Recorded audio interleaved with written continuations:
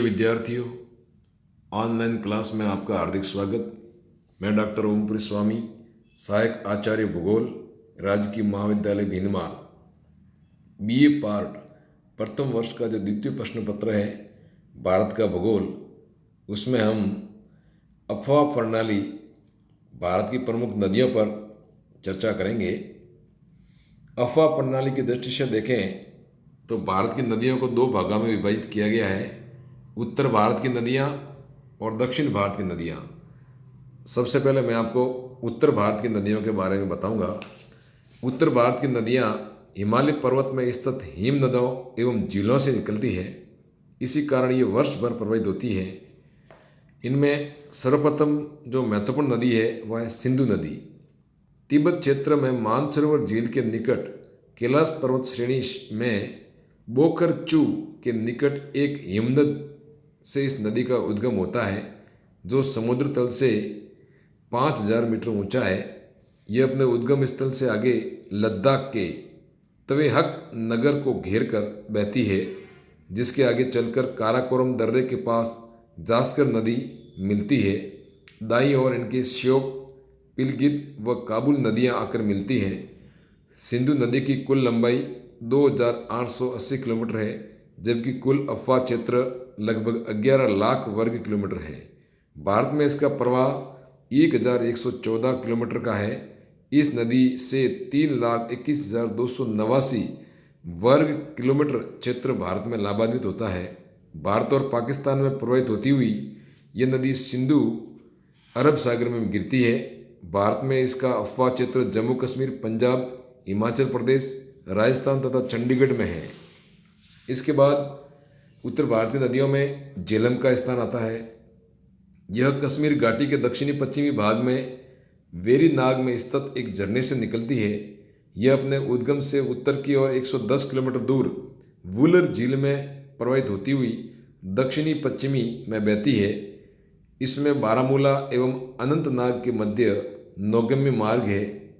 मंगला इसकी सहायक नदी है। यह पाकिस्तान में जहांग के समीप चिनाब में मिल जाती है। यह भारत में 1180 किलोमीटर बहती है।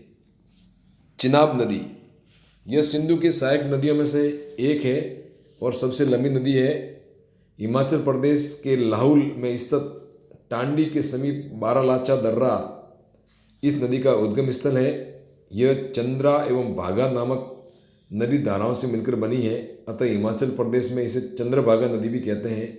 बारालाचा दर्रा की समुद्र तल से ऊंचाई लगभग 5000 मीटर है। भारत में चिनाब नदी की लंबाई 1180 किलोमीटर है और इसका जल ग्रहण क्षेत्र 26,755 वर्ग किलोमीटर है।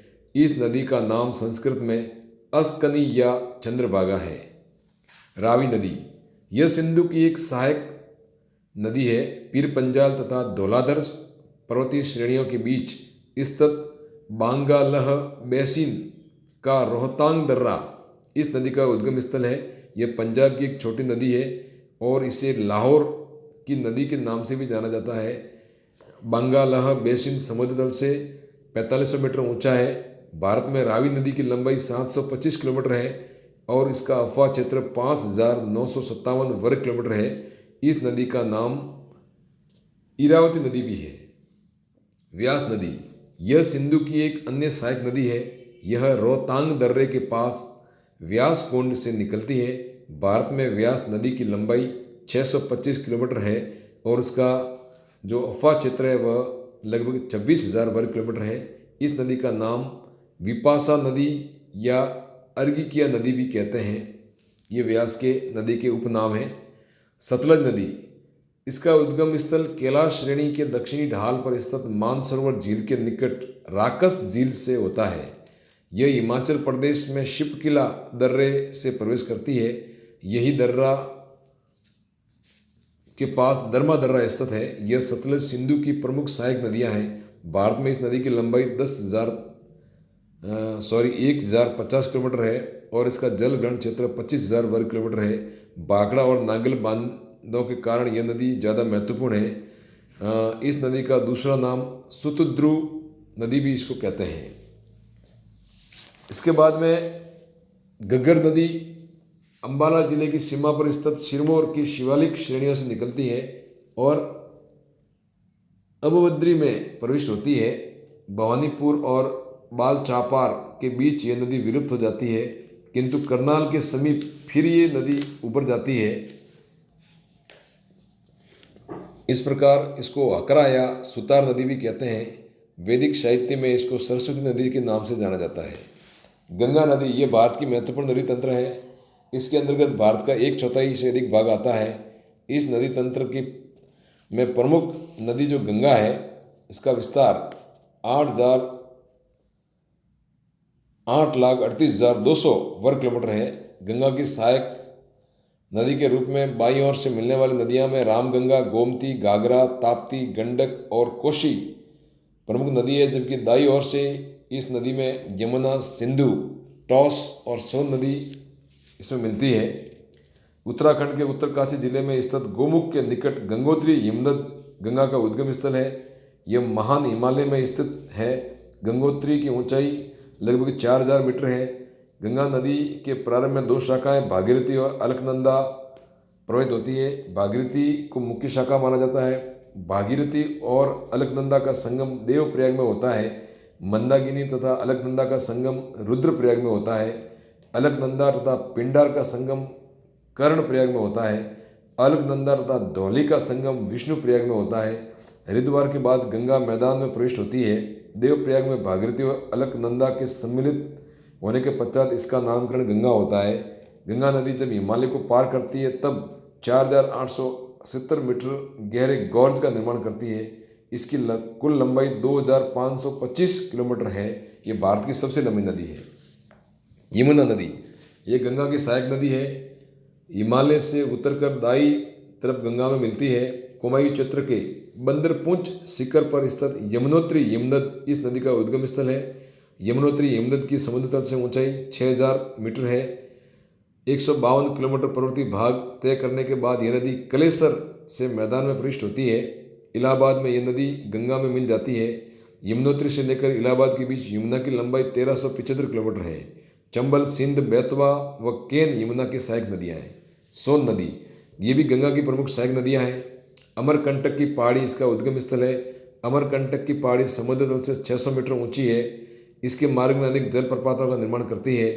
अमरकंटक से 780 किलोमीटर की दूरी ये तय करती हुई रामनगर में गंगा में विलीन हो जाती है। इस नदी का जल ग्रहण क्षेत्र 71,000 वर्ग किलोमीटर है। रामगंगा नदी इसकी लंबाई 600 किलोमीटर है। गंगा में बाईं ओर से आकर मिलने वाली नदियों में से ये प्रमुख है। नैनीताल जिले में इस नदी का उद्गम स्थल है। रामगंगा नदी पर्वतीय क्षेत्र में 144 किलोमीटर की दूरी तय करती हुई शिवालिक श्रेणी में गहरी घाटी का निर्माण कर बिजनौर जिले के कालागढ़ के समीप मैदानी क्षेत्र में प्रविष्ट होती है। इलाहाबाद में यह नदी गंगा में मिल जाती है।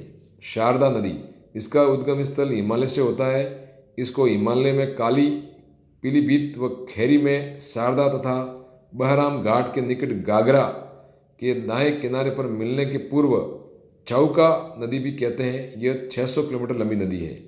गागरा नदी यह गंगा की प्रमुख सहायक नदी है जो बाईं ओर से आकर मिलती है। कुमायूं हिमालय का सिलम हिमानी इस नदी का उद्गम स्थल है। गागरा नदी को कर्नाली नदी या कोरियल नदी भी कहते हैं। प्रारंभ में इस नदी को शारदा या काली के नाम से जाना जाता है। पीलीभीत, खीरी, बहराइच, सीतापुर, गोंडा, फैजाबाद, बस्ती, गोरखपुर, बलिया आदि जिलों में ये प्रवाहित होती हुई बिहार के छपरा जिले में गंगा नदी में समाहित हो जाती है। इसकी कुल लंबाई 1,080 किलोमीटर है और उसका अपवाह क्षेत्र है 1,27,500 वर्ग किलोमीटर है। गंडक नदी यह नेपाल में सालीग्रामी तथा मैदान में नारायणी नदी के नाम से जानी जाती है। नेपाल और चीन की सीमा पर लगभग 8,000 मीटर की ऊंचाई से यह निकलने वाली नदी गंडक नदी गंगा में बाईं ओर से आकर मिलने वाली प्रमुख सहायक नदी है। गंडक नदी चंपारण जिले के समीप बिहार में प्रविष्ट होती है। यह नदी बिहार तथा उत्तर प्रदेश में प्रवाहित होती हुई पटना जिले के सोनपुर के समीप गंगा में प्रविष्ट हो जाती है। इसकी कुल लंबाई 425 किलोमीटर है। इसका अपवाह क्षेत्र 45,800 वर्ग किलोमीटर है। गोमती नदी यह नदी पीलीभीत जिले के 200 मीटर ऊंचे गोमत ताल से निकलती है। यह नदी पीलीभीत, खीरी, सीतापुर, लखनपुर, बाराबंकी और यूपी के कई जिलों में बहती हुई